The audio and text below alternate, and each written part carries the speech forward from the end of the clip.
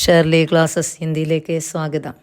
മക്കളെ, നമുക്ക് +1 ക്ലാസ്സിലെ ലെറ്റർ റൈറ്റിംഗ് നോക്കാം. അതായത് സൂചന അധികാർ പത്ര, വിവരാവകാശ കത്ത് എങ്ങനെയാണ് എഴുതുന്നതെന്ന് നോക്കുക.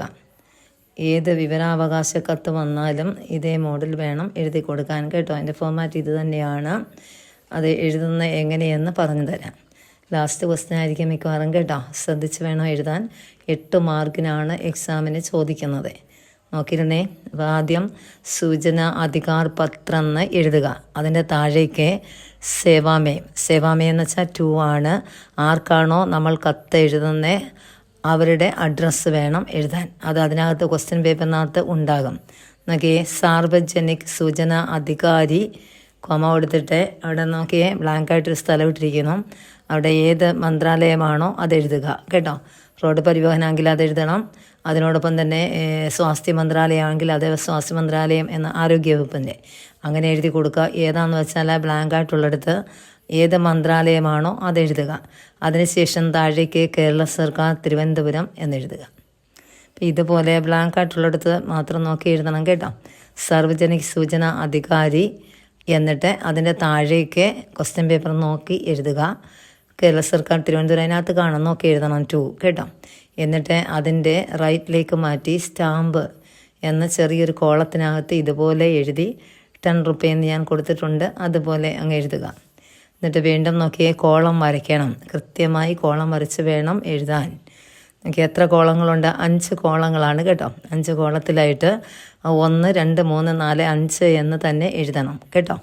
ഒന്നാമത്തെ കോളത്തിൽ ആവേദക കാ നാം, അതായത് ആരാണോ അപേക്ഷകൻ അദ്ദേഹത്തിൻ്റെ പേര് വേണം അവിടെ എഴുതാൻ. ക്വസ്റ്റിനകത്തുണ്ട് എങ്കിൽ അതെഴുതുക, ഇല്ലെങ്കിൽ ഒരു പേരങ്ങ് ആഡ് ചെയ്യാം. രണ്ടാമത്തെ കോളം ഡാക്ക് കാ പൂരാ പത, അവരുടെ പൂർണ്ണമായ അഡ്രസ്സ് രണ്ടാമത്തെ കോളത്തിൽ കൊടുക്കുക. അപ്പോൾ ഒന്നാമത്തെ കോളവും രണ്ടാമത്തെ കോളവും കറക്റ്റായിട്ട് അങ്ങനെ തന്നെയാണ് കേട്ടോ. അടുത്ത നോക്കിയേ, സൂചന കാ വിഷയം മൂന്നാമത്തെ കോളം. തന്നിരിക്കുന്ന ആ വിഷയം ഏതാണോ ആ സൂചനയുടെ വിഷയം എന്താണോ അത് എഴുതുക 3-ാം കോളത്തിൽ.